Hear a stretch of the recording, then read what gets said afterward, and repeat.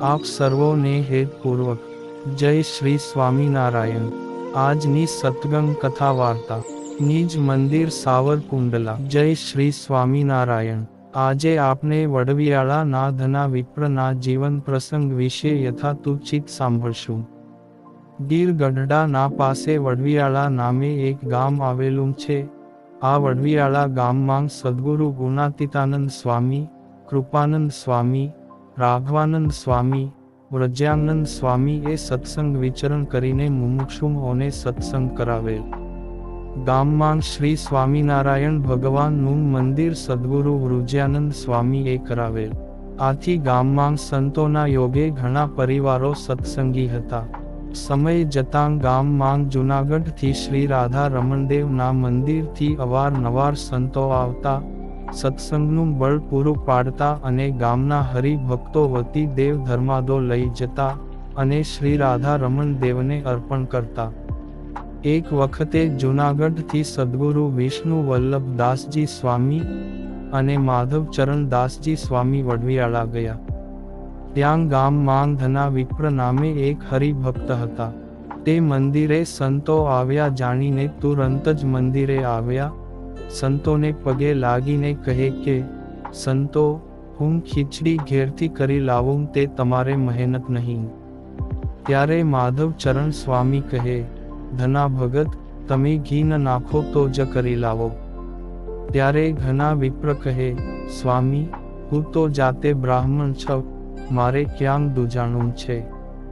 થોડું ઘી લાવીશ, તે તમે ઠાકોરજીને ધરીને જમજો। સંતો રાજી થયા અને હા કહી।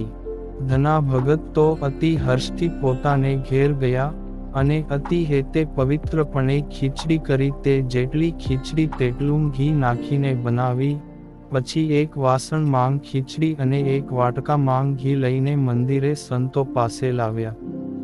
સંતો ઠાકોરજીને થાળ ધરીને માનસી પૂજા કરીને સંતો જમવા માંડ્યા। તે ખીચડી માંગ ઘણું ઘી જોઈને કહે, ધના ભગત, ના પાડી હતી તો પણ ખીચડી માંગ ઘી નાખ્યું। ત્યારે હાથ જોડીને ધના વિપ્ર કહે, મા બાપ, તમે ક્યારેક આવ્યા હો તો અમારું થોડું અન્ન દ્રવ્ય તમારે અર્થે વપરાય તો અમારું સારું થાય ને। અમારા સંસારી ના ઘરનું કાંક દ્રવ્ય તમ જેવા પવિત્ર સંતો જમે તો અમારું આ આયખું લેખે લાગે ને।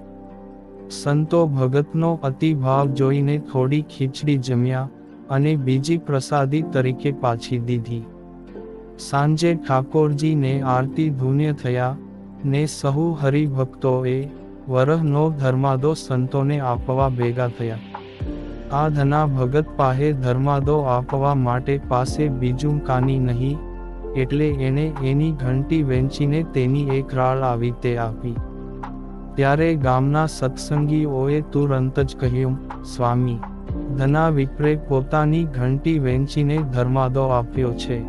એટલે સ્વામી એ પાળા પાર્ષદ ને કહ્યું કે તેને એની રાળ પાછી આપી દ્યો। સ્વામી એ ધના ભક્ત ઉપર ખીજાઈને કહ્યું, ઘંટી વેચી તે હવે દળશો શેને? ત્યારે ધના વિપ્ર ગળગળા થઈને કહે, મા બાપ, શ્રીજી મહારાજની શિક્ષાપત્રી માંગ આજના છે ને ગૃહસ્થાશ્રમ માંગ રહીએ છીએ, તો અમારે વરહ દાડે કાંક ધર્માદો તો આપવો જોઈએ ને। સંતો તો એમની વાત સાંભળીને અવાક થઈ ગયા। મોટા સંતોના સમાગમે આવી તેમની અડગ સમજણ હતી। જ્યારે સમય જતાં ધના ભગત વિપ્રનો દેહ પડવાનો થયો, ત્યારે એમણે ગામના માણસોને બોલાવ્યા ને કહ્યું, જુઓ, મને આપના ઈષ્ટદેવ શ્રી સ્વામિનારાયણ ભગવાન તેડવા આવ્યા છે ને હજારો વિમાન, રથ અને સાધુનો પાર નથી। જેને આવવું હોય તેને ચાલો તેડી જાઉં। એમ કહીને બોલતા ચાલતા વાતો કરતા સહુને જય શ્રી સ્વામિનારાયણ કહીને દેહ મેલ્યો। જ્યારે તેઓ શ્રી હરિ અને અનંત મુક્તો સાથે અક્ષરધામમાં સીધાવ્યા, ત્યારે રથનો ઝણઝણાટ ગામના કેટલાક લોકોએ સાંભળ્યો। આ પાવન કથા પ્રસંગ સદ્ગુરુ શ્રી કૃષ્ણ ચરણ દાસજી સ્વામીની વાતો માંગથી વાંચી આપ સૌને ભાવથી સંભળાવી। જય શ્રી સ્વામિનારાયણ।